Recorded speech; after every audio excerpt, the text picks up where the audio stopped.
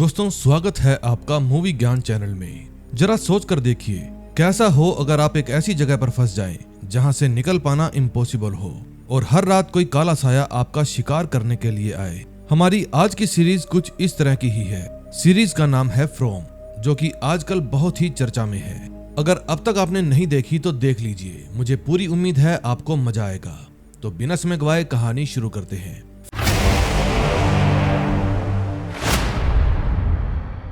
First episode की शुरुआत में हम एक आदमी को देखते हैं जिसका नाम है वॉइड। वो घंटी बजाकर लोगों को अपने अपने घरों में जाने के लिए कह रहा था। इसके बाद हम एक सैरा नाम की लड़की को देखते हैं जो कि एक रेस्टोरेंट में वेटर थी। घंटी की आवाज सुनकर वो भी अपने कस्टमर्स को अपने अपने घरों में जाने के लिए कहती है, क्योंकि कुछ ही देर में अंधेरा होने वाला था। और सभी लोगों के जाने के बाद वो गेट पर एक ताबीज लटका देती है। ये जो वॉइड है ये इस गांव का शेरिफ है और वो पूरे गांव में घूम घूम कर घंटी बजाता है ताकि सभी लोग अपने अपने घरों में चले जाए। ये है डैनी, जो कि पुलिस ऑफिसर है। हर शाम ये अपने पिता के साथ चेस खेलता है। और तभी हम third year medical student Christy को देखते हैं, जो अपनी पढ़ाई के साथ साथ इस गाँव में डॉक्टर का काम करती है। फिर वो डैनी के पिता को बेसमेंट में ले जाने के लिए कहती है, क्योंकि वो हर रात वहीं पर सोते हैं। लेकिन इस बात पर उसके पिताजी भड़क जाते हैं, क्योंकि उन्हें भूलने की बीमारी थी। फिर क्रिस्टी उन्हें अपनी बातों में फंसाकर उनको आराम करने के लिए बेसमेंट में भेज देती है। फिर वे दोनों वहां से बाहर आ जाते हैं। ये दोनों एक दूसरे को काफी पसंद करते हैं। फिर थोड़ी बहुत बात करने के बाद डैनी क्रिस्टी को बाय बोलकर वहां से चला जाता है। फिर क्रिस्टी वापस हॉस्पिटल के अंदर जाती है और अपने दरवाजे पर वैसा ही ताबीज लटका देती है। तभी हम शेरिफ वॉइड को देखते हैं, जो कि दूर से कुछ लोगों को देख रहे थे। उस जगह पर बहुत सारे लोग इकट्ठा रहते थे और उन्हीं में से एक वॉइड का बेटा, जिसका नाम एलिस है, वो भी रहता था। फिर जब वे सब लोग अपने घर के अंदर चले जाते हैं तो वॉइड को थोड़ी राहत मिलती है और वो भी स्टेशन के अंदर आ जाता है। स्टेशन के बाहर एक बोर्ड लगा हुआ था जिस पर लिखा था कि पिछले हादसे को पूरे 96 दिन हो चुके हैं। अब यहाँ किस हादसे की बात हो रही थी ये आपको जल्द ही पता चल जाएगा। तभी हम एक फ्रैंक नाम के आदमी को एक बार में देखते हैं, जो नशे में पूरी तरह से धुत था। फिर बारटेंडर उसको घर जाने के लिए कहता है, लेकिन फ्रैंक उसकी बात नहीं मानता। फिर वो आदमी अपने ताबीज को चेक करता है और अपने घर चला जाता है। इस समय फ्रैंक की फैमिली उसका इंतजार कर रही थी। उसकी फैमिली में उसकी वाइफ और उसकी बेटी थी। फिर उसकी बेटी माया अपनी मॉम से कहती है कि पापा अभी तक वापस क्यों नहीं आए। फिर उसकी माँ उसे दिलासा देती है कि वो जल्द ही आ जाएंगे। तभी रात हो जाती है और माया अपने पापा के लिए प्रार्थना करने लगती है कि उसके पापा जल्द ही घर वापस आ जाएं। लेकिन तभी माया को अपनी खिड़की में एक ओल्ड लेडी दिखाई देती है, जो कि हूबहू उसकी दादी के जैसी थी। वो बूढ़ी औरत उसको खिड़की खोलने के लिए कहती है। फिर माया बिना कुछ सोचे समझे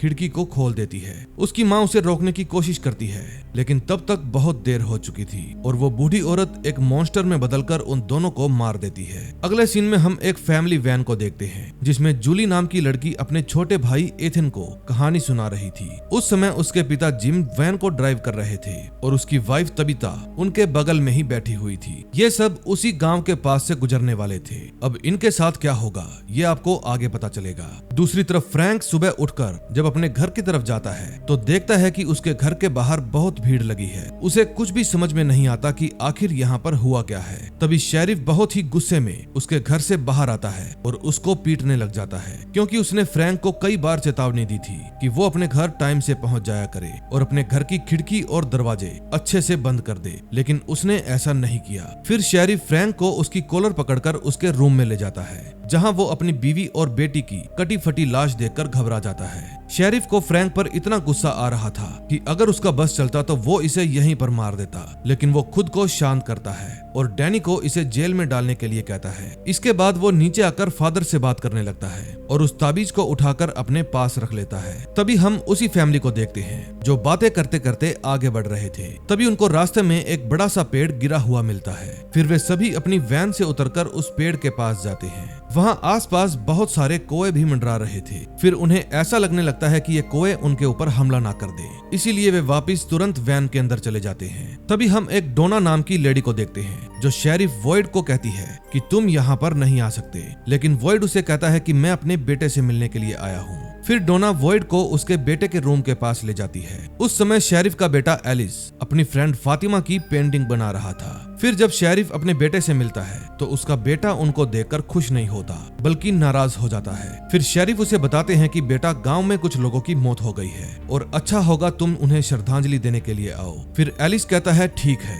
मैं इस बारे में सोचूंगा। फिर शेरिफ वहाँ से चले जाते हैं। तभी हम जूली को देखते हैं जो अपनी माँ से कहती है कि यहाँ पर नेटवर्क नहीं है। तभी तबीता उससे कहती है कि कहीं हमने हाईवे का साइन मिस तो नहीं कर दिया। फिर जिम कहता है नहीं, हमने अभी तक एक भी साइन मिस नहीं किया। फिर वे वहाँ से एक गलत रास्ता ले लेते हैं और सीधा उसी गाँव में पहुँच जाते हैं जहाँ सैरा उनको बहुत ही हैरानी से देखती रहती है। फिर ये सभी वहाँ पर रुकते नहीं बल्कि वहाँ से बिना रुके आगे बढ़ जाते हैं। उस समय गांव के सभी लोग फ्रैंक की बीवी और बेटी को श्रद्धांजलि देने के लिए आए हुए थे। फिर फादर उन दोनों की आत्मा की शांति के लिए प्रार्थना करते हैं। तभी उनकी फैमिली वैन वहाँ पर आकर रुकती है और सभी लोग उन्हें बहुत ही हैरानी से देखने लगते हैं। फिर शेरिफ गाँव वालों को कहता है कि इनको अचानक से कुछ भी मत बताना वरना ये लोग बहुत ही घबरा जाएंगे। फिर शोक सभा खत्म होने के बाद शेरिफ खुद उनके पास जाता है। फिर जिम उनसे हाईवे का रास्ता पूछता है लेकिन शेरिफ थोड़ा हैरान होकर कहता है कि यहाँ से सीधे चले जाओ, आपको आगे हाईवे का साइन मिल जाएगा। फिर जिम अपनी वैन लेकर वहाँ से चला जाता है।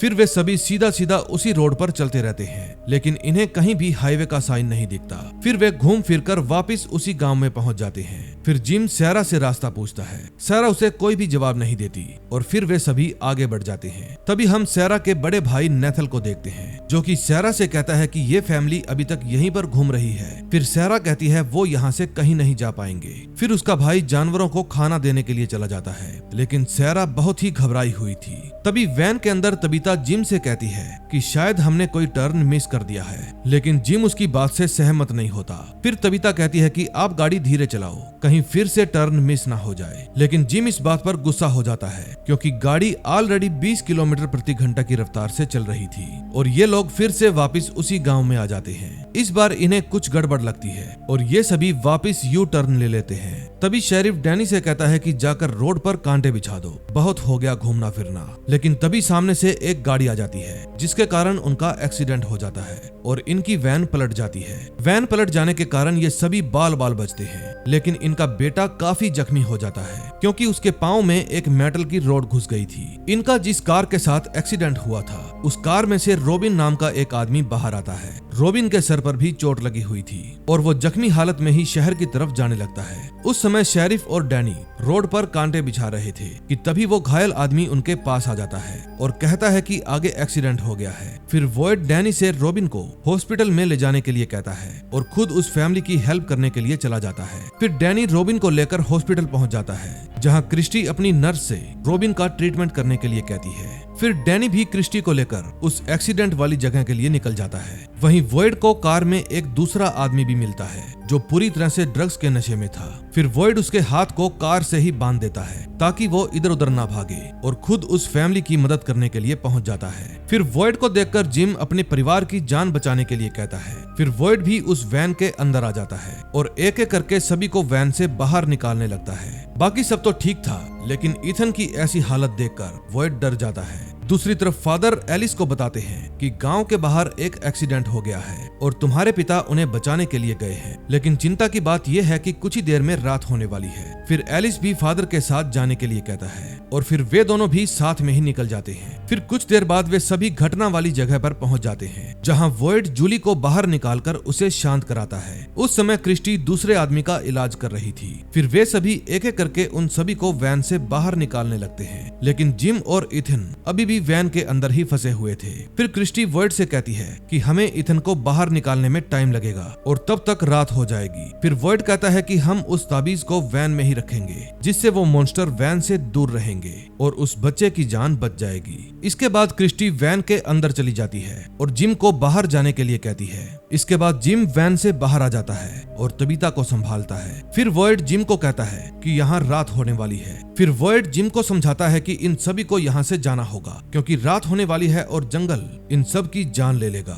मैं इन सब की मौत नहीं देखना चाहता। अब वॉयड के मुंह से ऐसी बात सुनने के बाद जिम कंफ्यूज हो जाता है। दूसरी तरफ सारा रॉबिन के पास आती है। रॉबिन एक्सीडेंट की वजह से बहुत ज्यादा घबराया हुआ था। फिर सारा उसे शांत कराती है और एक किस भी करती है। वो कहती है कि इस सब में तुम्हारी कोई भी गलती नहीं थी फिर वो रॉबिन के गले में एक चाकू मार देती है और उसकी जान ले लेती है। दूसरी तरफ वॉइड एलिस को वहां से जाने के लिए कहता है, लेकिन एलिस अपने पिता के फैसले को नहीं मानता। वहीं तबीता और जिम भी एक दूसरे को अकेला नहीं छोड़ना चाहते थे, लेकिन जिम तबीता से कहता है कि मैं यहाँ इथन को संभालूंगा, तुम हमारी बेटी जूली को सेफ रखो, उसे तुम्हारी जरूरत है। इस बात पर तबीता बहुत ही दुखी हो जाती है, क्योंकि उसको अपने आसपास के सभी लोग काफी अजीब लग रहे थे। फिर वे सभी वहाँ से निकल जाते हैं, लेकिन जब डैनी उन सबको लेकर वहाँ से जा रहा था तो उसी के लगाए हुए कार स्टॉपर से उनकी कार पंचर हो जाती है और ऊपर से रात भी होने वाली थी। फिर वे सब अपनी जान बचाने के लिए घर की तरफ भागते हैं। दूसरी तरफ वैन में वॉइड अपना तिलिस्मी ताबीज लगाता है और जिम को कहता है कि ये पत्थर हमारी रक्षा करेगा। कुछ देर बाद इथन को होश आने लगता है और वो दर्द से तड़पने लगता है। फिर वॉइड उनको बताता है कि वे लोग आ रहे हैं। तभी हम बहुत सारे मॉन्स्टर्स को देखते हैं जो कि उसी वैन की तरफ बढ़ रहे थे। देखने में तो वे लोग बिल्कुल इंसानों जैसे लग रहे थे। अब नेक्स्ट एपिसोड में देखेंगे ये उनके साथ क्या करते हैं। सेकंड एपिसोड की शुरुआत में हम देखते हैं डैनी काफी गुस्से में था और पेड़ को काटने की कोशिश कर रहा था। अब कहानी वापस पिछली रात पे जाती है, जहां वैन में इथन बुरी तरह से तड़प रहा था। जिम, वॉइड और क्रिस्टी उसकी हेल्प करने की कोशिश कर रहे थे और उसकी बिगड़ती हुई हालत को देखकर काफी चिंतित थे। तभी वैन के बाहर से मॉन्स्टर की आवाज आती है कि अगर आपको किसी भी हेल्प की जरूरत है तो हम आपके पास आ सकते हैं। कितने हेल्पफुल मॉन्स्टर हैं। जिम तो उन लोगों की हेल्प लेना चाहता था, लेकिन वॉइड उसे कहता है कि बाहर घूम रहे ये इंसान मॉन्स्टर हैं। फिर जिम वॉइड की बात मान जाता है। बाहर खड़े मॉन्स्टर बार बार उनको कहते हैं कि क्या हम अंदर आ जाएं, लेकिन कोई भी उनकी बात का जवाब नहीं देता। दूसरी तरफ तबीता, जूली और उस नशेड़ी को कॉलोनी हाउस में पहुंचा दिया जाता है। वो आदमी अभी भी नशे में था। उसे कुछ भी समझ में नहीं आ रहा था कि वे लोग इन्हें अंदर क्यों नहीं आने देते। तभी वहाँ पर डोना आती है और कहती है कि बाहर फंसे सभी लोगों को घर के अंदर आने दो। तभी जूली को एक मॉन्स्टर नजर आता है। फिर डैनी उन सभी को बचाने के लिए उन मॉन्स्टर पर गोलियां चलाने लगता है, लेकिन गोलियों से कुछ भी फर्क नहीं पड़ता। फिर वे दरवाजा खोलकर उन सबको अंदर ले लेते हैं और मॉन्स्टर के आने से पहले ही दरवाजा बंद कर देते हैं। फिर डोना कॉलोनी हाउस के नियमों के अनुसार सभी को अलग अलग करके बांधने लगती है और सभी लोग उसकी बात से एग्री कर जाते हैं। दूसरी तरफ वैन के ऊपर से मॉन्स्टर गायब हो चुके थे। फिर जिम उनसे मॉन्स्टर के बारे में पूछने लगता है। वॉइड कहता है कि हमें उन मॉन्स्टर के बारे में ज्यादा नहीं पता, लेकिन हम इतना जानते हैं कि ये तिलिस्मी ताबीज हमें उनसे बचा कर रखेगा। वे हमसे अंदर आने की परमिशन मांगते हैं और अगर हम उन्हें परमिशन दे दें तो वे अंदर आ जाते हैं और वहाँ पर मौजूद सभी लोगों को मार देते हैं। दूसरी तरफ चेड एलिस को उसके रूम में सुलाने के लिए लाता है, जहाँ कॉलोनी हाउस की एक लड़की उससे काफी अट्रैक्ट हो जाती है। फिर वो उसके हाथ की महंगी घड़ी देखने लग जाती है और उसका ध्यान रखने के लिए वहीं पर रुक जाती है। दूसरी तरफ तबीता डोना से इस जगह के बारे में पूछती है। फिर डोना उसे यहाँ के बारे में बताने लग जाती है। तभी जूली के पास विक्टर नाम का एक आदमी आता है। फिर जूली उसे देखकर डर जाती है, लेकिन तभी वहाँ पर फातिमा भी आ जाती है और विक्टर को वहाँ से जाने के लिए कहती है। फिर फातिमा उसको विक्टर के बारे में बताती है कि विक्टर काफी अजीब आदमी है। फिर वो जूली को आजाद कर देती है और इस जगह के बारे में बताने लगती है। वो कहती है कि जब भी यहाँ कोई नया आदमी आता है तो शुरू में उसे हमसे काफी डर लगता है, लेकिन हम सब नए बंदों की हेल्प करते हैं और उन्हें यहाँ के रूल्स के बारे में बताते हैं। फिर वो जूली को एलिस के रूम में ले जाती है और एलिस की बनाई हुई पेंटिंग्स दिखाने लगती है। फिर वो जूली से कहती है कि एलिस के आने के बाद मैं तुम्हारी भी एक पेंटिंग बनवा दूंगी, क्योंकि तुम बहुत ही खूबसूरत हो। ये बात सुनकर जूली हंसने लगती है। फिर फातिमा उसे बताती है कि मॉन्स्टर खिड़की के बाहर आ जाते हैं और हमें फुसलाने के लिए बहुत प्यारी प्यारी बातें करते हैं ताकि वो हमारे दिमाग पर कंट्रोल कर सके, लेकिन हमें उन मॉन्स्टर को हमारे दिमाग पर कब्जा करने से रोकना है। ठीक ऐसे ही वो मॉन्स्टर जिम को भी फुसलाने की कोशिश कर रहे थे। जिम भी धीरे धीरे उनकी बातों में आने लगता है और वैन का दरवाजा खोलने लगता है, लेकिन वॉइड उसे ऐसा करने से मना कर देता है और उसको शांत रहने के लिए कहता है। दूसरी तरफ डैनी अपने फादर के साथ था। फिर एलिस उनको कहता है कि हमने उन तीनों को बचा लिया है और प्रोटोकॉल के हिसाब से उनके हाथ पांव बांधकर उनको चीजें समझाई जा रही हैं। डैनी एलिस को बिल्कुल भी पसंद नहीं करता था, इसलिए कई बार उनमें आपसी मनमुटाव हो जाता था, लेकिन फादर उन दोनों को शांत करवाते हैं और एलिस को वहां से जाने के लिए कहते हैं। उस समय डैनी के पिता नर्स के साथ चेस खेल रहे थे और उनकी भूलने की बीमारी दिन ब दिन बढ़ती जा रही थी। अगले सीन में हम देखते हैं जिम और वॉइड इथन को पकड़े हुए थे और क्रिस्टी इथन के पांव से रोड निकालती है और उसका इलाज शुरू कर देती है। दूसरी तरफ हॉस्पिटल में टोबे मर चुका था और सारा ने उसको इसलिए मारा क्योंकि वो उन मॉन्स्टर मॉन्स्टर के कंट्रोल में थी। ऐसा लग रहा था कि वो उनकी सारी बातें मानती थी। फिर वो टोबे के गले से चाकू निकालती है और एक औजार से टोबे के सारे दांतों को निकालने लगती है। उस समय डैनी और फादर डैनी के पिता के बारे में ही बात कर रहे थे कि वो काफी धार्मिक इंसान है। तभी डैनी वैन में फंसे हुए लोगों की चिंता करने लगता है। फिर फादर उसे कहते हैं कि उन्हें कुछ नहीं होगा। तभी एलिस भी अपने रूम में जाकर सोने लगता है, लेकिन तभी वहाँ पर उसे जूली मिलती है और फिर वे दोनों उस जगह के बारे में बात करने लगते हैं। तबीता भी अब तक डोना से इस जगह के बारे में सारी बातें जान चुकी थी और सारी बातें जानने के बाद वो घबरा जाती है। फिर डोना तबीता को अपनी बहन के बारे में बताती है कि एक दिन हम दोनों ही शिकार के लिए निकले थे और तुम्हारे ही जैसे हमें भी रास्ते में एक गिरा हुआ पेड़ मिला। फिर हमने एक गलत रास्ता ले लिया और इस जगह पर आकर फंस गए। फिर हम जब यहाँ पर आए तो हमें एक आदमी मिला और हमने उसे उड़ा दिया, लेकिन तभी वो आदमी एक मॉन्स्टर में बदल गया। आज भी वो उस रास्ते में लोगों को हंट करता है। फिर एक दिन एक मॉन्स्टर ने मेरी बहन को भी मार डाला, जिससे हम सब ने खुद को बचाने के लिए एक जगह ढूंढी और फिर हम सब यहीं पर रहने लगे। आज भी मुझे मेरी बहन की आवाज सुनाई देती है। अब तुमको भी खुद को इस माहौल में ढालना होगा, क्योंकि तुम यहाँ से वापस नहीं जा सकती। दूसरी तरफ वैन में जिम और क्रिस्टी दोनों बात कर रहे थे। तभी क्रिस्टी उसे अपने बारे में बताते हुए कहती है कि मैं एक मेडिकल स्टूडेंट थी, लेकिन अब मैं यहाँ पर एक डॉक्टर बनकर सबका इलाज करती हूँ। इतने में इथन होश में आ जाता है और वो सपने में ही एक काफी खतरनाक पेंटिंग का जिक्र करने लगता है और वो जगह असल में विक्टर का घर था, जहाँ उसने बिल्कुल वैसी ही पेंटिंग बनाई थी। लेकिन वैन में सबको वो चीज एक सपना लगती है। फिर कुछ देर बाद हम डैनी और फादर को देखते हैं। उस समय डैनी काफी नशे में था। फिर वो फादर से कहता है कि मेरे पिता अपने भूलने की बीमारी के चलते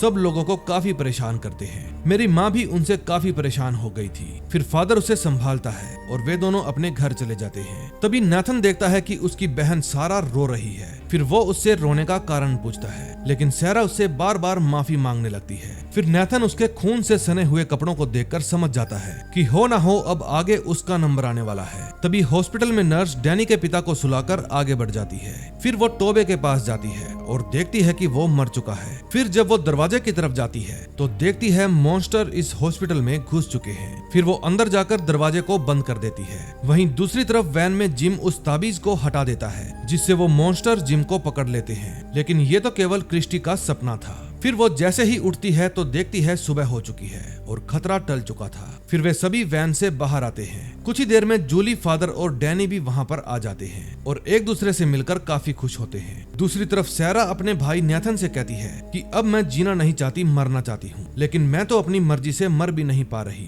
अब मैं अंदर से तड़प रही हूँ और वो मॉन्स्टर की आवाजें मुझे चैन से जीने नहीं देती। वो मॉन्स्टर मुझसे काफी गलत काम करवाते हैं। तभी फादर और क्रिस्टी जब हॉस्पिटल पहुँचते हैं तो देखते हैं कि नर्स और डैनी के पिता दोनों ही मर चुके हैं। फिर डैनी भी अपने पिता को देखकर काफी दुखी हो जाता है और गुस्से में जाकर उस पेड़ को काटने लगता है। फिर वॉइड डैनी के पास जाता है और उसको हौसला देता है कि हमें अभी और भी बहुत सारे काम करने हैं। फिर डैनी अपने पिता को याद करने लगता है और वॉइड उसको वहाँ से ले जाता है। फिर अपने ऑफिस में जाकर वॉइड एक चाबी को देखने लगता है और उसे देखकर उसे भी अपने परिवार की याद आने लगती है और वो भी काफी ज्यादा दुखी हो जाता है। दूसरी तरफ जूली और एथन एक साथ बैठकर खेल रहे थे। फिर एथन को घर के बाहर एक लड़का दिखाई देता है, जो कि असल में सिर्फ उसे ही दिखाई दे रहा था। अब ये लड़का कौन है, ये हमें नेक्स्ट एपिसोड में पता चलेगा।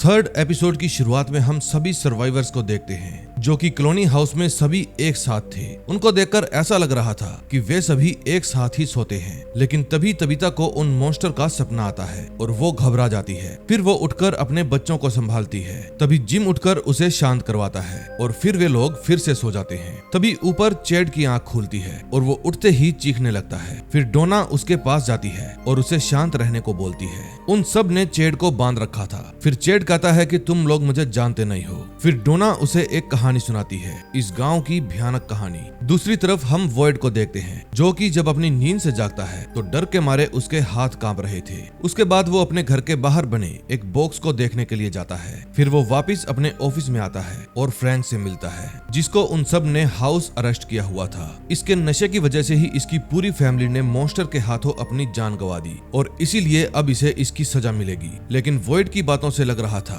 कि जैसे वो फ्रैंक को मौत की सजा से बचाना चाहता था। तभी फ्रैंक वॉइड से कहता है कि मेरी पत्नी हमेशा कहा करती थी कि हम सब इस जगह पर बस तुम्हारी सूझबूझ के कारण ही जिंदा हैं और तुमने ही वो जादुई पत्थर ढूंढा था, वरना वो मॉन्स्टर हमें कब का मार चुके होते। दूसरी तरफ डोना भी चैड को पूरी कहानी सुना चुकी होती है और फिर वो उसे ये भी बताती है कि तुम्हारा दोस्त अब इस दुनिया में नहीं रहा, अब तुम भी हमारी तरह इस दुनिया में फंस गए हो और चाहकर भी तुम यहाँ से बाहर नहीं निकल सकते। लेकिन ये बात सुनकर चैड हंसने लगता है और कहता है कि मुझे पता है ये टोबी का बनाया हुआ कोई रियलिटी शो है जिसमें हमें यहाँ से निकलने के लिए पजल सोल्व करने पड़ेंगे। फिर वो हंसते हुए कॉलोनी हाउस से बाहर आता है और एक लड़की की साइकिल छीनकर शहर की तरफ जाने की कोशिश करता है। इधर ईथन को भी अपने सपने में फिर से वही लड़का दिखाई देता है, लेकिन तभी तबीता उसे जगा देती है। फिर ईथन अपनी मॉम से कहता है कि मैं बाहर जाना चाहता हूँ, लेकिन उसकी माँ उसे मना कर देती है और अपने दोनों बच्चों को खाना खाने के लिए कहती है। फिर ईथन उस मिस्टीरियस व्हाइट बॉय को हाय कहता है।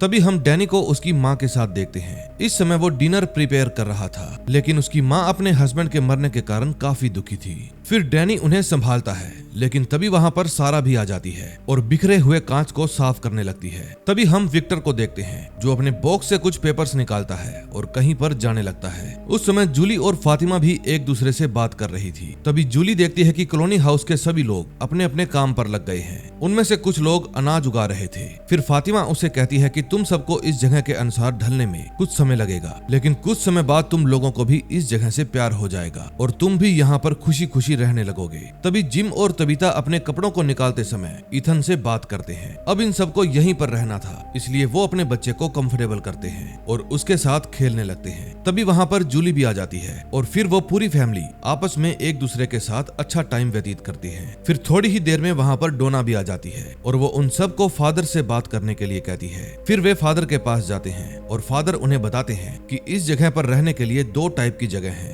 पहली जगह है कॉलोनी हाउस और दूसरा है हमारा टाउन। अब ये आपकी मर्जी है कि आप कहाँ पर रहना चाहते हैं। फिर वे फादर के साथ बातें करते करते वहाँ से निकल जाते हैं। वहीं दूसरी तरफ हम चैड को देखते हैं जो डिनर एरिया में आता है। वहाँ आकर वो ठहाके लगाकर हंसने लगता है और बिना लाइन के ही प्लेट लेकर आगे बढ़ता है, लेकिन तभी डैनी की माँ उसे फटकार लगाती है और लाइन में जाने के लिए कहती है। फिर चैड उसकी बात मान जाता है। तभी सारा का भाई उससे मिलने के लिए आता है और कहता है कि मुझे तुम्हारी फिक्र हो रही है। फिर सारा उसे बताती है कि मुझे काम पर आना ही होगा, वरना लोगों को शक हो जाएगा कि वो खून मैंने ही किया है। इसके बाद सारा का भाई वहाँ से चला जाता है। तभी फादर उन सबको जादुई पत्थर के बारे में बताते हैं कि वो पत्थर ही हमारी रक्षा करता है और इसी के चलते वो मॉन्स्टर हमारे घर में नहीं आते, वो बस हमसे परमिशन मांगते हैं और अगर किसी ने गलती से उन्हें परमिशन दे दी तो फिर वे घर में घुस जाते हैं और कत्ले आम मचा देते हैं। फिर फादर उनको घर के बाहर पड़े बड़े बॉक्स के बारे में बताते हैं कि अगर यहाँ पर कोई बड़ा क्राइम करेगा तो उसे इसी बॉक्स में डाल दिया जाएगा और रात में वो मॉन्स्टर उसे जान से मार देंगे। अब इस बात से तबीता बहुत डर जाती है, लेकिन फादर उन्हें बताते हैं कि हमने आज तक कभी भी इस बॉक्स को यूज नहीं किया है, आज पहली बार इसका इस्तेमाल होगा। फिर फादर उन्हें फ्रैंक के घर ले जाते हैं जहाँ पर उसकी फैमिली रहा करती थी। अब ये घर पूरी तरह से खाली हो चुका था क्योंकि फ्रैंक की वजह से ही उसकी वाइफ और बच्ची मारी गई थी। फिर तबीता उस जगह को देखती है जहां उन मॉन्स्टर्स ने उन दोनों को मारा था। उस जगह पर अभी भी खून बिखरा हुआ था। फिर तबीता वो जगह देखकर घबरा जाती है और इस जगह पर रहने से इनकार कर देती है। फिर जिम उसे समझाता है कि हम सभी अब इस जगह पर फंस चुके हैं और हमें किसी भी तरह इस जगह पर एडजस्ट करना होगा। फिर तबीता उसकी बात मान जाती है। अगले सीन में हम देखते हैं फ्रैंक और वॉइड दोनों जंगल में जाते हैं। फ्रैंक बताता है कि अक्सर मैं यहाँ अपनी बेटी के साथ आया करता था और फिर हम यहाँ पर खूब मस्ती किया करते थे, लेकिन मेरी ही गलती की वजह से वो मारी गई। अब मेरी बारी है। फिर वो वॉइड से कुछ पल अकेले बिताने के लिए परमिशन मांगता है और वॉइड मान जाता है। दूसरी तरफ कॉलोनी हाउस में एलिस ईथन को एक लकड़ी का सपोर्ट देता है ताकि वो चल पाए, लेकिन ये चीज जूली को काफी अजीब लगती है और वो फातिमा से कहती है कि आखिर तुम सब हमारी हेल्प क्यों कर रहे हो। इस बात पर फातिमा उसे कहती है कि यहाँ पर हम सभी बहुत अकेले हैं और हर कोई चाहता है कि वो किसी की हेल्प करे ताकि कुछ पल के लिए ही सही हमारा अकेलापन दूर हो जाए। उस समय डैनी और चैड एक दूसरे से बात कर रहे थे। फिर चैड कहता है कि मैं जानता हूँ कि बाकी के मेंबर्स भी यहीं कहीं पर छुपे होंगे और शायद तुम मुझे कोई क्लू देने के लिए आए हो, लेकिन डैनी उसे समझाने लगता है कि ऐसा कुछ भी नहीं है, मैं बस तुम्हारी हेल्प करना चाहता था। इसके बाद चैड वहाँ से चला जाता है। तभी वहाँ पर क्रिस्टी आ जाती है और डैनी उसे चैड के बारे में बताने लग जाता है। दूसरी तरफ विक्टर अपनी कैलकुलेशन कर रहा था। फिर जब वो जंगल जंगल की तरफ जाता है तो उसे वहाँ पर ईथन मिलता है और वो विक्टर से पूछता है कि तुम क्या ढूंढ रहे हो, लेकिन विक्टर उसे बताता है कि मैं तुम्हें बिल्कुल भी पसंद नहीं करता। तभी ईथन उसे कहता है कि मुझे यहाँ पर एक सफेद लड़का मिला था, और ये बात सुनकर विक्टर चौंक जाता है और बताता है कि मैंने भी उसे पहले देखा था, वो मेरा दोस्त हुआ करता था, और अगर अगली बार तुम्हें वो व्हाइट बॉय मिले तो कहना कि विक्टर ने हाय बोला है। तभी जूली ईथन को देख लेती है और उसे अंदर ले जाती है। चेड भी यहाँ से निकलने के लिए हर मुमकिन कोशिश करता है।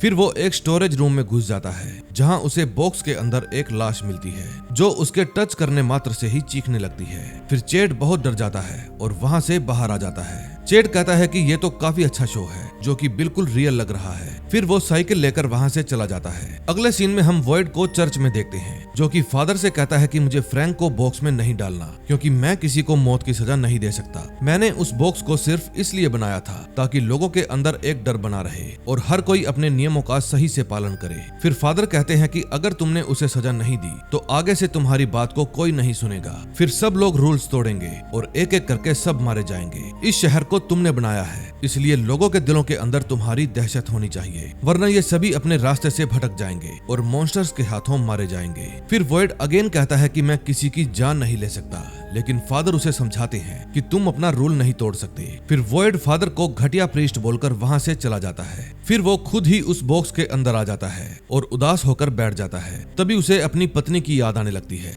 फिर वो फ्रैंक के पास जाता है और कहता है कि तुम ये जादुई पत्थर उस बॉक्स में छुपा देना ताकि वो मॉन्स्टर तुम्हें नुकसान ना पहुंचा पाए। फिर फ्रैंक पूछता है कि अगर मैं बच भी गया तो तुम लोगों को क्या जवाब दोगे। ये बात सुनकर वॉइड खुद ही कंफ्यूज हो जाता है और वहाँ से चला जाता है। फिर कुछ देर बाद फादर जिम और उसके फैमिली से पूछता है कि तुम लोग कहाँ रहना चाहोगे, लेकिन तभी वहाँ पर वॉइड आ जाता है और उन सबसे कहता है कि फ्रैंक नशे में था, इसीलिए उसके परिवार की जान गई और ये बस एक एक्सीडेंट था। तभी वहाँ पर फ्रैंक आता है और उन सबसे कहता है कि मैं काफी दिनों से इस जगह के बारे में सोच रहा था। जब मैं इस जगह में फंसा तो मेरे पास मेरा परिवार था जिनके साथ मैं बहुत खुश था, लेकिन मेरी ही गलती की वजह से वे दोनों आज मेरे साथ नहीं हैं और इसीलिए मैं चाहता हूँ कि मुझे मौत की सजा सुनाई जाए ताकि मैं उनके पास फिर से जा सकूं। फिर फ्रैंक वॉइड को उसका पत्थर वापस कर देता है और पत्थर वापस लेकर वॉइड दुखी हो जाता है, लेकिन चेड उन सब पर हंसने लगता है और उनमें से हर एक इंसान का मजाक उड़ाने लगता है। फिर वॉइड उसे पकड़ता है और कॉलोनी हाउस या टाउन दोनों में से एक को चुनने के लिए कहता है। फिर चेड टाउन को चुनता है और डैनी उसे लेकर वहाँ से चला जाता है। फिर वॉइड जिम की फैमिली से पूछता है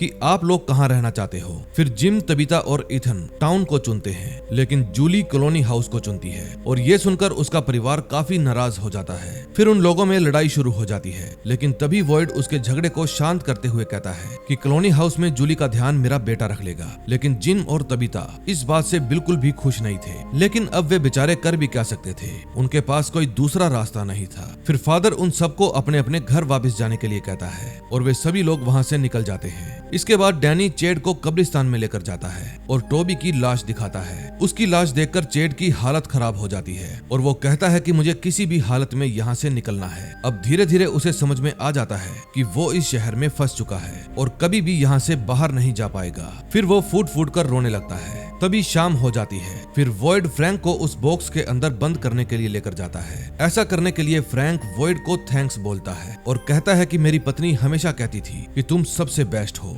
फिर वो बॉक्स के अंदर चला जाता है और सब लोग अपने अपने घर की तरफ जाने लगते हैं। अब जिम और उसकी फैमिली भी फ्रैंक के घर में शिफ्ट हो जाते हैं। फिर वे सभी दरवाजे लॉक कर देते हैं और उस जादुई पत्थर को चेक करते हैं। दूसरी तरफ मिस चैन अपने पति को काफी मिस कर रही थी। डैनी भी चेड को अपने घर पर ले आता है और अपनी माँ से मिलवाता है। दूसरी तरफ तबीता ईथन को सुलाने लगती है, लेकिन तभी वहाँ पर जिम आता है और उन्हें एक कहानी सुनाने लगता है। अब कॉलोनी हाउस में भी सब लोग जूली का स्वागत करते हैं। उसको देखकर सब लोग काफी खुश थे, लेकिन वॉइड अभी भी परेशान था क्योंकि उसने फ्रैंक को बॉक्स में बंद कर दिया था। अब फ्रैंक को भी अपने आसपास मॉन्स्टर दिखने लगते हैं और फिर वे मॉन्स्टर उस बॉक्स को तोड़कर फ्रैंक को पकड़ लेते हैं और इसी के साथ थर्ड एपिसोड का एंड हो जाता है। अब नेक्स्ट एपिसोड में देखेंगे क्या होता है।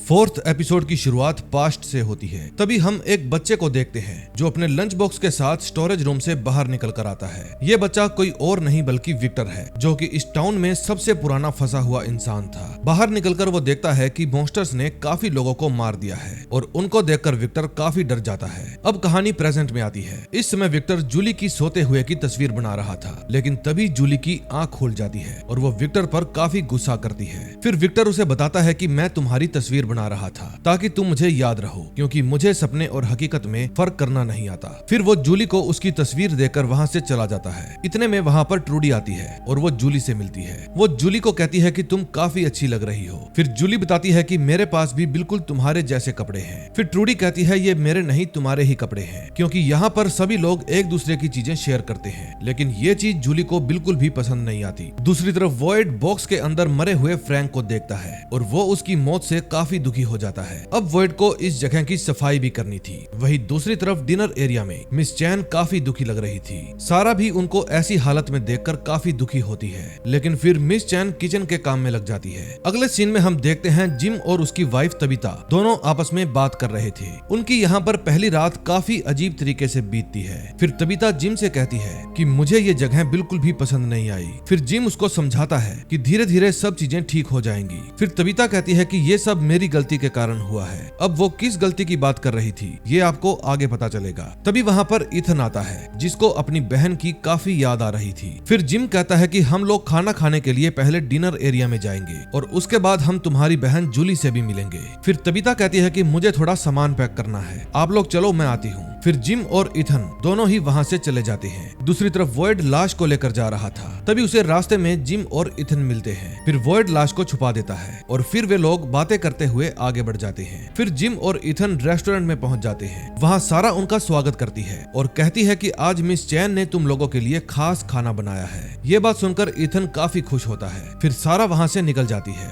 इतने में वॉइड भी लाश को लेकर कब्रिस्तान में पहुंच जाता है, जहाँ उसे फादर मिलते हैं। फादर उस लाश को दफनाने वाले थे, लेकिन वॉइड उसकी मौत से काफी दुखी था और वहाँ से चला जाता है। तभी डैनी चैड से मिलने जाता है और उससे ब्रेकफास्ट के बारे में पूछता है। उसकी बात सुनकर चैड मान जाता है। फिर वे दोनों पहले स्टोरेज रूम में पहुंच जाते हैं। वहाँ चैड डैनी को निशान और बॉक्स के बारे में बताता है, जहाँ पर उसको डेड बॉडी दिखाई दी थी, लेकिन अब वो वहाँ से गायब हो चुकी थी। फिर डैनी कहता है कि जब यहाँ पर नए लोग आते हैं तब उन्हें काफी सारी अजीब अजीब चीजें दिखाई देती हैं। फिर चैड कहता है कि मैंने कई बार नशा किया है, इसलिए मुझे पता है कि क्या असली है और क्या नकली। मैंने यहाँ पर लाश देखी थी का मतलब देखी थी। फिर डैनी कहता है हाँ, हो सकता है तुमने लाश देखी हो, लेकिन अभी चलो यहाँ से। फिर वे दोनों वहाँ से निकल जाते हैं। दूसरी तरफ मिस चैन इथन को खाना देती है, जिसको वो काफी खुशी खुशी खाता है। फिर मिस चैन जिम की तारीफ करती है, क्योंकि वो इन भयानक खतरों से अपने परिवार की रक्षा कर रहा था। फिर इथन अपने पापा से पूछता है कि हम यहाँ कितने दिन और रुकने वाले हैं। फिर जिम जवाब देता है कि हम यहाँ कुछ दिन और रुकेंगे और उसके बाद यहाँ से चले जाएंगे। फिर वो वॉशरूम में जाता है, क्योंकि अपने बेटे के सवालों से वो उदास हो गया था। उसकी लाचारी और मायूसी उसके चेहरे से साफ साफ झलक रही थी। तबीता भी इस समय अपने घर पर काफी दुखी थी। फिर वो अपना सामान निकालने लगती है। सामान में उसे जूली का स्वेटर मिलता है। दूसरी तरफ विक्टर भी इथन से मिलने के लिए जाता है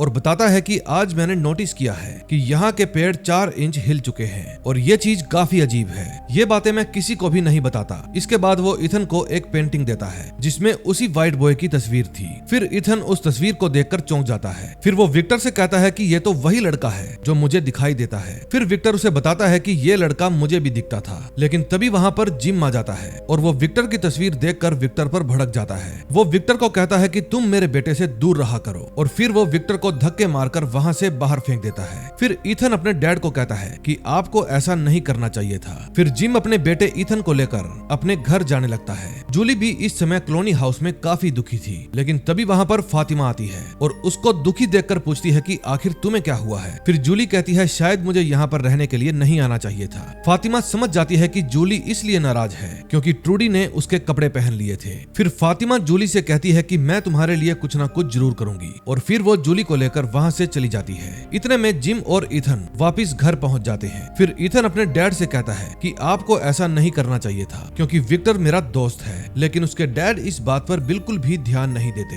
और वहाँ से चले जाते हैं। इतने इतने में जिम की वाइफ तबीता अपनी बेटी जूली से मिलने के लिए जाती है और फिर वो जूली को एक स्वेटर देती है और अपने साथ अपने घर चलने के लिए कहती है, लेकिन जूली स्वेटर लेने से मना कर देती है। फिर तबीता उसे समझाने लगती है, लेकिन जूली काफी गुस्से में आ जाती है और कहती है कि मुझे आपके और पिताजी के डिवोर्स लेने के बारे में सब कुछ पता है। आप ये सब कुछ अपने बेटे थॉमस के मरने की वजह से कर रहे हो ना, लेकिन आपको अपने दोनों जिंदा बच्चों की बिल्कुल भी परवाह नहीं है। फिर वो उस स्वेटर को वापस देकर वहाँ से चली जाती है और ये सुनकर तबीता को काफी दुख होता है। तभी वहाँ पर फातिमा आती है और वो स्वेटर लेकर कहती है कि मैं ये स्वेटर जूली को दे दूंगी। दूसरी तरफ डैनी पुलिस स्टेशन में चैड को उन सभी लोगों के बारे में बता रहा था जो यहाँ पर फंसे हुए थे। वो बताता है कि सभी लोग शहर के अलग अलग रास्ते से जा रहे थे, लेकिन फिर भी यहाँ पर पहुँच गए और हमेशा के लिए यहीं पर फंस गए। फिर चैड कहता है ये सब इम्पॉसिबल है, लेकिन मैं एक काफी ज्यादा स्मार्ट इंसान हूँ और मैं इस बारे में पता लगा कर ही रहूंगा। फिर डैनी कहता है कि जब भी लोग यहाँ पर आते हैं उन्हें ऐसा ही लगता है, लेकिन आज तक कोई भी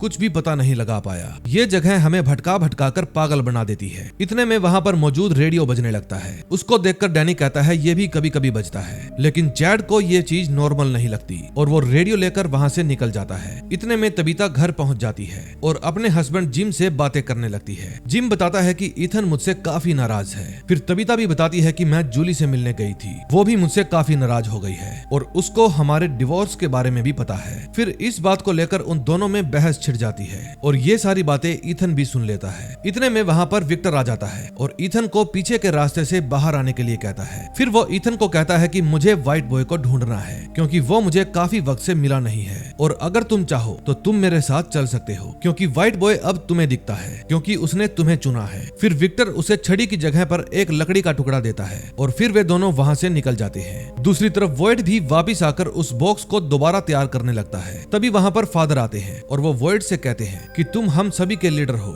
लेकिन अब तुम हमें कमजोर लग रहे हो। अगर ऐसा हुआ तो इसका सभी लोगों पर असर पड़ेगा और सभी अपने रास्ते से भटक जाएंगे। फ्रैंक को उसकी गलती की सजा मिली थी, ये बात तुम्हें समझनी होगी और तुम्हें अपनी पत्नी के बारे में भी याद रखना होगा। इस बात पर वॉइड भड़क जाता है और फादर से कहता है कि मैं तुमसे पहले यहाँ पर आया हूँ। फिर फादर कहते हैं कि मैंने देखा है तुमने यहाँ पर आकर शहर को बदला है और तुमने ही लोगों को मरने से बचाया है, लेकिन अब तुम कमजोर लग रहे हो और अगर तुम कमजोर हुए तो तुम्हारे साथ साथ सब लोग कमजोर हो जाएंगे। तुम्हें अपने दिमाग को शांत रखने की जरूरत है ताकि तुम बाकी लोगों पर अपना कंट्रोल बना सको, वरना सब लोग बेमौत मारे जाएंगे। अब वॉइड को भी फादर की बातें थोड़ी थोड़ी सही लगने लगी थी। इतने में विक्टर ईथन को लेकर जंगल में पहुंच जाता है। वो ईथन को बताता है कि वो कैसे इस जगह पर फंस गया था, लेकिन वो अपने माता पिता के बारे में कुछ भी नहीं बताता। फिर ईथन विक्टर को अपने छोटे भाई थॉमस के बारे में बताता है जिसकी काफी छोटी उम्र में ही डेथ हो गई थी। फिर विक्टर कहता है कि मुझे इस बारे में कुछ भी नहीं जानना। तभी उन्हें वहाँ पर व्हाइट बॉय दिखने लगता है। फिर विक्टर और ईथन उसका पीछा करने लगते हैं। जिम और तबीता अभी तक एक दूसरे से लड़ रहे थे और एक दूसरे को ब्लेम कर रहे थे, लेकिन तभी उन्हें अपने बेटे का ध्यान आता है और फिर वे उसे ढूंढने में लग जाते हैं। वे अपने बेटे को बहुत ढूंढते हैं, लेकिन ईथन उन्हें कहीं भी नहीं मिलता।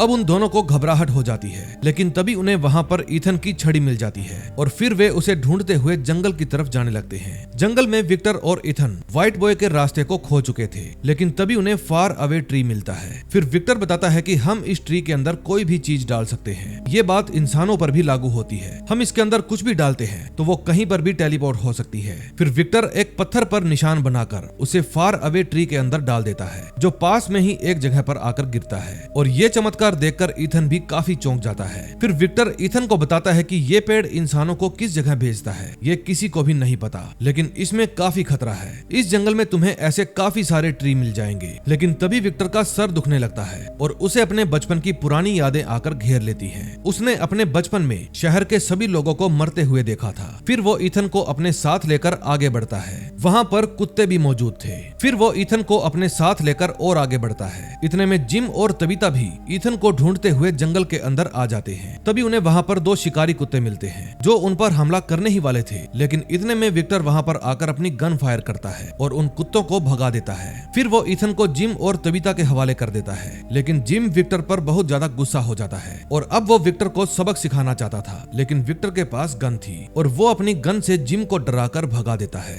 फिर वे ईथन को अपने साथ लेकर टाउन में पहुंच जाते हैं। दूसरी तरफ विक्टर एक जगह पर जाकर अपनी सारी पेंटिंग्स को देखने लगता है, जिनमें उसे वो दो कुत्ते भी दिखते हैं जो कि उसने अपने बचपन में देखे थे। उसे वहाँ पर व्हाइट बॉय भी दिखता है जो खेलते खेलते वहाँ से गायब हो जाता है। और ये बातें विक्टर को आज भी याद थी। प्रेजेंट में वो उस जगह पर था जहाँ पर उसने इन सभी चीजों की पेंटिंग बनाई थी। इतने में जिम वॉइड से जाकर मिलता है और वॉइड को कहता है कि विक्टर के पास गन है, वो मेरे बेटे को लेकर जंगल में चला गया था। फिर वो वॉइड को वो पेंटिंग भी दिखाता है जो विक्टर ने बनाई थी। फिर वॉइड जिम को बताता है कि वो कॉलोनी हाउस में रहता है, मैं इस बारे में डोना से बात करूंगा। तभी उसे फादर की बातें याद आने लगती हैं कि यहाँ के सब लोग तुम पर ही डिपेंड हैं। फिर वो जिम से पूछता है कि क्या आप अपनी फैमिली के साथ मेरे साथ डिनर करने चलेंगे। दूसरी तरफ कॉलोनी हाउस में फातिमा जूली को उसका नया बेड और सामान रखने की जगह दिखाती है जो कि उसके साथ एलिस के कमरे में ही था। ये जगह देखकर वो काफी खुश हो जाती है और फातिमा को शुक्रिया कहती है। फिर फातिमा जूली को उसकी माँ का स्वेटर देती है जिसको जूली ने लेने से इनकार कर दिया था, लेकिन अब की बार वो खुश हो जाती है। दूसरी तरफ वॉइड अपने घर पर तैयार हो रहा था, लेकिन उसकी मेंटल कंडीशन कुछ ठीक नहीं लग रही थी।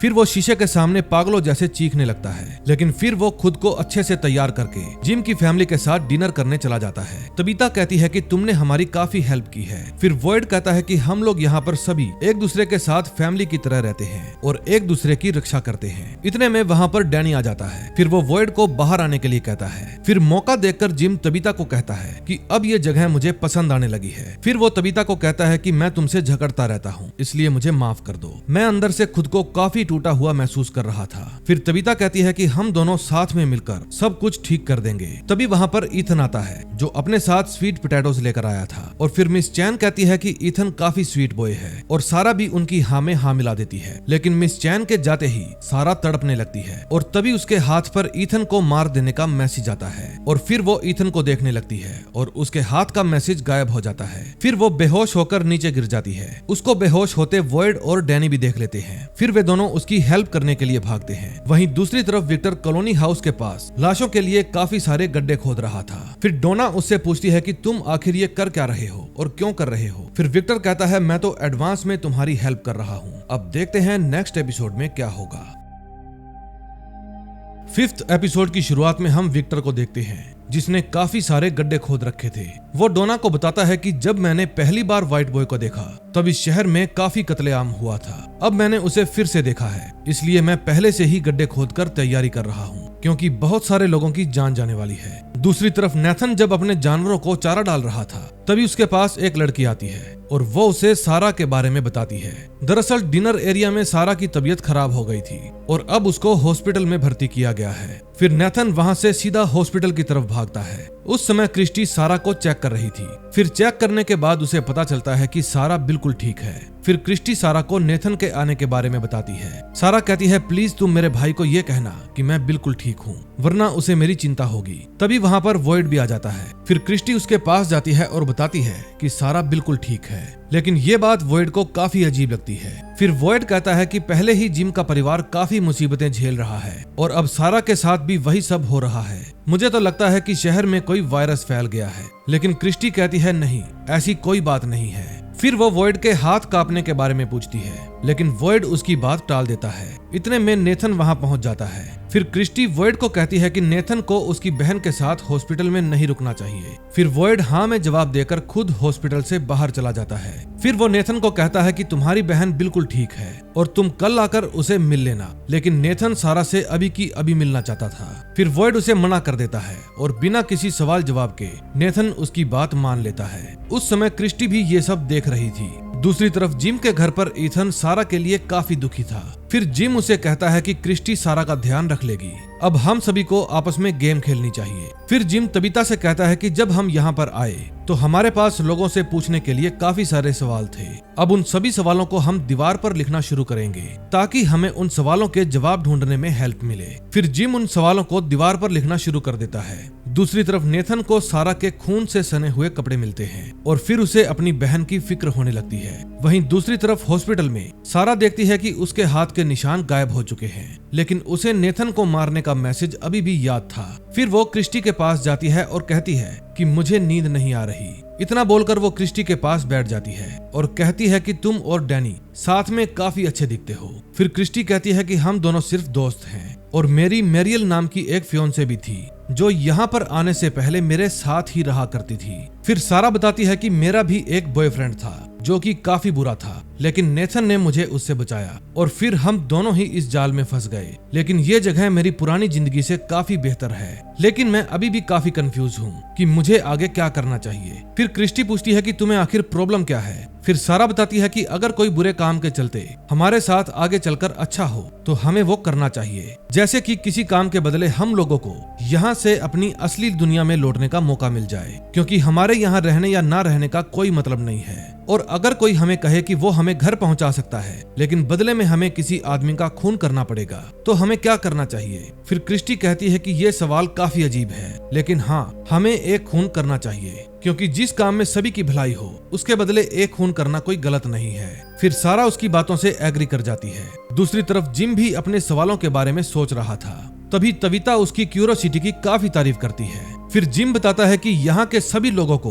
वही पेड़ दिखा था जो हमें दिखा था, लेकिन हम सभी शहर के अलग अलग हिस्सों से आए हैं और एक ही जगह पर आकर फंस गए। फिर तविता कहती है कि ये बात तो सबको पता है, इसमें नया क्या है। फिर जिम कहता है कि यहाँ के सभी राज इन्हीं सवालों के अंदर छुपे हैं, बस हमें उन्हें देखना और समझना होगा।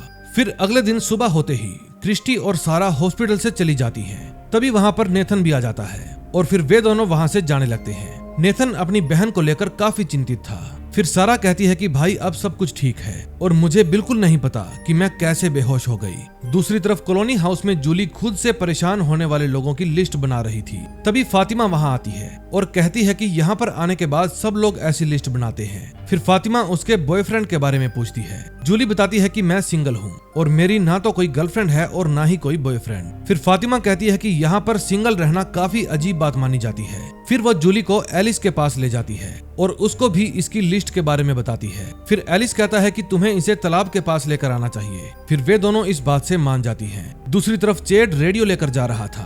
तभी उसे वहाँ पर ट्रूडी मिलती है। वो चेड को कहती है कि तुम बहुत ही हैंडसम हो, लेकिन इस रेडियो को लेकर कहाँ जा रहे हो।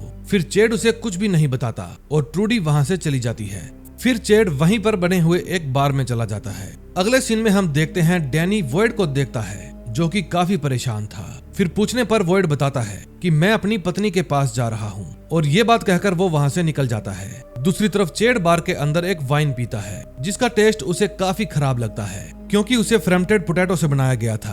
तभी बारटेंडर उसे बताता है कि यहाँ के लोग इसे दिमाग शांत करने के लिए पीते हैं। फिर चेड बताता है कि यहाँ के लोग एक एक्सपेरिमेंट के चलते फंस चुके हैं और अब वे लोग इसे ही अपनी किस्मत समझ बैठे हैं, लेकिन मुझे यहाँ नहीं रहना, इसलिए मैं पहले इस जगह को समझने की कोशिश कर रहा हूँ। ये बोलकर वो वहाँ पर चिल्लाने लगता है। फिर बारटेंडर उसे शांत करवाता है और कहता है कि तुम खुद को ज्यादा स्मार्ट समझते हो, तुम्हें लगता है कि तुम यहाँ से निकलने का रास्ता खोज लोगे, लेकिन ऐसा नहीं है। चेड कहता है हाँ, मैं खोज लूंगा, क्योंकि जिसने भी इस जगह को बनाया होगा उससे कोई ना कोई गलती तो हुई होगी, अब मुझे बस उसी गलती को ढूंढना है। फिर बारटेंडर कहता है कि मैं भी काफी पढ़ा लिखा हूँ, मुझे भी यहाँ की सभी थ्योरी पता है, लेकिन यहाँ पर हमारी कोई भी थ्योरी काम नहीं करती। फिर उसकी बात सुनकर चेड सोच में पड़ जाता है। तभी सारा चाकू लेकर जिम के घर जाती है। उस समय तबीता इथन का इलाज कर रही थी और वो स्पीडली हील भी हो रहा था। तभी इथन कहता है कि ये जगह काफी स्पेशल है क्योंकि यहाँ पर आने के बाद हम सभी काफी बदल गए हैं। तभी वहाँ पर सारा आ जाती है और तबीता से कहती है कि मैं इथन से मिलने आई हूँ, अब मैं बिल्कुल ठीक हूँ। फिर इथन सारा के साथ खेलने की जिद करता है और फिर वे दोनों बाहर आकर खेलने लगते हैं। तभी सारा के दिमाग में इथन को मारने का ख्याल आता है। दूसरी तरफ जूली को लेकर फातिमा एक तालाब के पास जाती है। ये जगह कॉलोनी वालों की फेवरेट जगह में से एक थी और वे लोग यहाँ पर खूब एंजॉय कर रहे थे। फिर जूली कहती है कि हमें भी इन लोगों को ज्वाइन करना चाहिए, लेकिन फातिमा उसे अपने बारे में बताने लगती है कि मैं अपने माता पिता के साथ अपने अंकल के घर पर जाने के लिए रवाना हुई थी और वहाँ पर पहुंचकर हम लोग काफी मस्ती करने वाले थे, लेकिन वहाँ पर एक पटाखा फूटने की वजह से पूरा घर जलकर तबाह हो गया और मेरा पूरा परिवार मारा गया। इस दुनिया में हर जगह मॉन्स्टर्स हैं, लेकिन हमें बुराई को भूलकर हर चीज की अच्छाई को देखना चाहिए। तभी वहाँ पर एलिस भी आ जाता है और वो फातिमा को लेकर पानी में कूद जाता है। वहीं दूसरी तरफ इथन और सारा आपस में बातें कर रहे थे। फिर सारा उसे बताती है कि मैं कुछ महीनों से यहाँ पर हूँ, लेकिन इथन कहता है कि मैं कुछ ही दिनों में यहाँ से निकल जाऊंगा। तभी वहाँ पर तबीता आ जाती है। फिर सारा कहती है कि मैं इथन को अपने भाई के एनिमल फार्म में ले जाना चाहती हूँ। इस बात पर तबीता मान जाती है और वो भी उनके साथ चलने के लिए तैयार होने लगती है। फिर वो जिम को बताकर सारा के साथ चली जाती है।